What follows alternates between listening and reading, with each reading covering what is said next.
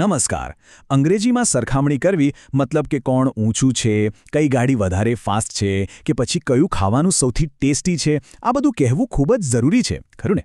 તો આજે આપણે ડૉક્ટર ફાલ્ગુની રાઠોડની ગાઈડલાઇન્સ પ્રમાણે અંગ્રેજીમાં સરખામણી કરવાની આ જે રીત છે, જેને ડિગ્રી કહેવાય છે, એને એકદમ સરળ રીતે સમજવાના છીએ. તો ચાલો શરૂ કરીએ. તો સૌથી પહેલો અને સૌથી અગત્યનો સવાલ એ જ છે કે આપણે અંગ્રેજીમાં વસ્તુઓ, લોકો કે જગ્યાઓની સરખામણી કરીએ કેવી રીતે? આપણે આખો દિવસ આજ તો કરતા હોઈએ છીએ. આ ફોન પેલા ફોન કરતાં સારો છે, પેલી જગ્યા આ જગ્યા કરતાં વધારે સુંદર છે. એટલે આ વિષયને સમજવો એ સારું અંગ્રેજી બોલવા માટે ખરેખર ખૂબ જ જરૂરી છે. તો સરખામણી એટલે શું? બહુ સિમ્પલ છે. બે કે તેથી વધુ વસ્તુઓ વચ્ચેનો તફાવત બતાવવો. અને આ કરવા માટે આપણને અમુક ખાસ શબ્દોની જરૂર પડે, જેને આપણે અંગ્રેજીમાં એડજેક્ટિવ્સ એટલે કે વિશેષણ કહીએ છીએ. આ એ જ શબ્દો છે જે આપણને કોઈ વસ્તુ કેવી દેખાય છે, એનો ગુણ કેવો છે, એનું કદ કેવું છે એ બધું જણાવે છે. અને ગ્રામરની ભાષામાં કહીએ તો ડિગ્રીઝ ઓફ કમ્પેરિઝન એટલે એડજેક્ટિવ્સના એવા રૂપ જે બે કે એનાથી વધારે વસ્તુઓની સરખામણી કરવા માટે બદલાય છે. અહીં સૌથી મહત્વની વાત એ છે કે એડજેક્ટિવ પોતે જ પોતાનો આકાર બદલી નાખે છે. અને એનાથી જ સાંભળનારને તરત ખબર પડી જાય છે કે અહીંયા કોઈક જાતની સરખામણી થઈ રહી છે. સારું, તો એ તો ખબર પડી ગઈ કે એડજેક્ટિવ્સ બદલાય છે, પણ કેટલી રીતે બદલાય છે? તો અંગ્રેજીમાં આ વસ્તુ ખૂબ જ વ્યવસ્થિત રીતે ગોઠવાયેલી છે. સરખામણી કરવા માટે મુખ્યત્વે 3 લેવલ કે કહી શકાય કે 3 પ્રકાર છે. અને એને જ આપણે ડિગ્રી કહીએ છીએ. અને આ રહ્યા એ 3 પ્રકાર: પોઝિટિવ, કમ્પેરેટિવ અને સુપરલેટિવ. બસ આ 3 શબ્દો જ સરખામણીના આખા ખેલનો પાયો છે.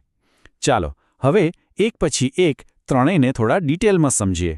સૌથી પહેલા આવે છે પોઝિટિવ ડિગ્રી. આ એડજેક્ટિવનું એકદમ મૂળભૂત સ્વરૂપ છે, એનો બેઝ ફોર્મ. જ્યારે આપણે કોઈ એક જ વસ્તુની વાત કરતા હોઈએ અને એની કોઈની પણ સાથે સરખામણી ન કરતા હોઈએ ત્યારે પોઝિટિવ ડિગ્રી વપરાય. જેમ કે અ બિગ હાઉસ એટલે કે એક મોટું ઘર. બસ વાત પૂરી. અહીં ઘરની બીજા કોઈ ઘર સાથે સરખામણી નથી.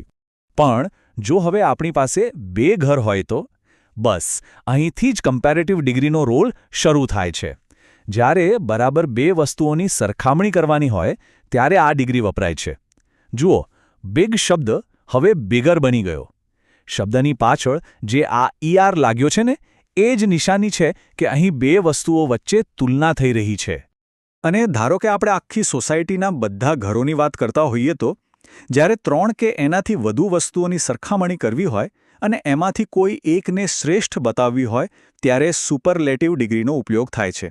મતલબ કે આખા ગ્રુપમાં જે નંબર 1 છે એને ઓળખવા માટે. અહીં બિગ શબ્દ બિગેસ્ટ બની જાય છે, જે બતાવે છે કે આખા ગ્રુપમાં આનાથી મોટું કોઈ ઘર નથી. તો હવે આપણે શું અને શા માટે એ તો સમજી ગયા. હવે સવાલ એ છે કે કેવી રીતે આ કમ્પેરેટિવ અને સુપરલેટિવ રૂપ આખરે બને છે કઈ રીતે? એના માટે અમુક બહુ જ સરળ નિયમો છે. ચાલો એના પર એક નજર નાખીએ. ચાલો પહેલા અને સૌથી કોમન નિયમથી શરૂઆત કરીએ. આ નિયમ ટૂંકા એડજેક્ટિવ્સ માટે છે. મતલબ કે એવા શબ્દો જે એક જ વારમાં બોલાઈ જાય, જેવા કે ટોલ, ફાસ્ટ કે સ્મોલ. નિયમ એકદમ સીધો અને સરળ છે.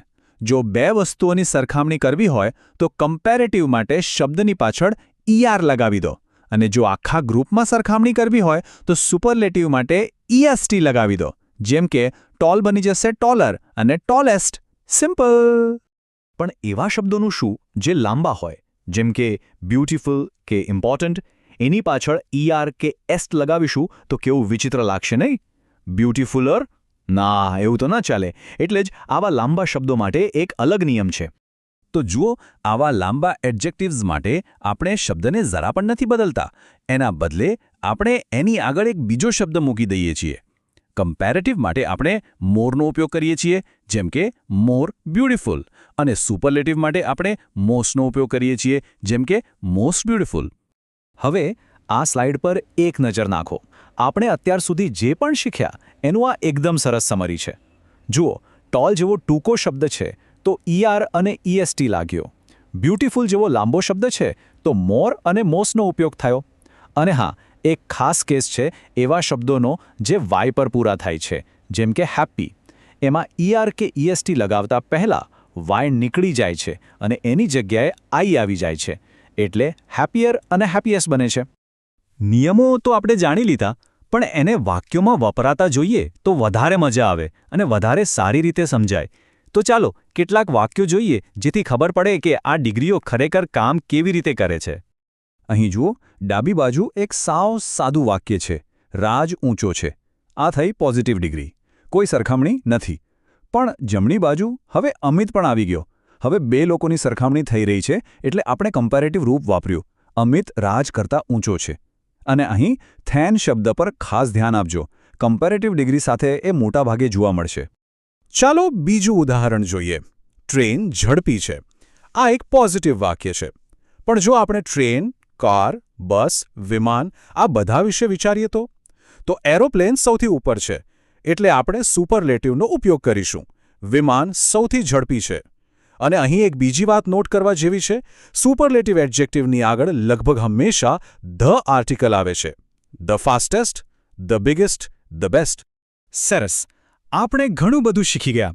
તો ચાલો હવે આખી વાતના જે સૌથી મહત્વના મુદ્દાઓ છે એને ફટાફટ એકવાર રિવાઇઝ કરી લઈએ. તો યાદ શું રાખવાનું છે? બસ આટલું.